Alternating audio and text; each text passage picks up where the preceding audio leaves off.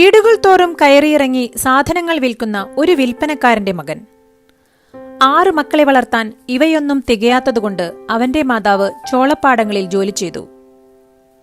കുറച്ചു വളർന്നപ്പോൾ കോഴികളെ വളർത്തി മാതാപിതാക്കൾക്കൊരു താങ്ങാവാൻ ഒരു ശ്രമം അവനും നടത്തി.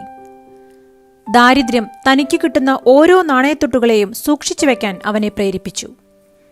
അങ്ങനെ ഉറുമ്പ് അരിമണി ശേഖരിക്കുന്നത് പോലെ ഓരോ നാണയത്തുട്ടും എടുത്തുവെച്ച് അവൻ $50 ഉടമയായി.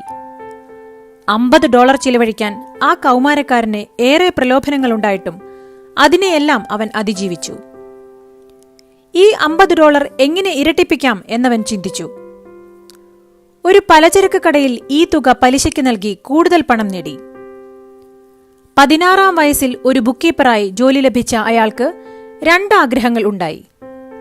തനിക്ക് $100,000 സമ്പാദിക്കണം, പിന്നെ 100 വയസ്സുവരെ ജീവിക്കണം. മണ്ണെണ്ണ വിളക്കിന്റെ പ്രകാശത്തിനപ്പുറം വരാൻ പോകുന്ന വലിയൊരു സാധ്യത അയാളുടെ മനസ്സിൽ മിന്നി. അങ്ങനെ 1870-ൽ തന്റെ സുഹൃത്തുക്കളുമായി ചേർന്ന് അദ്ദേഹം സ്റ്റാൻഡേർഡ് ഓയിൽ എന്ന കമ്പനി സ്ഥാപിച്ചു.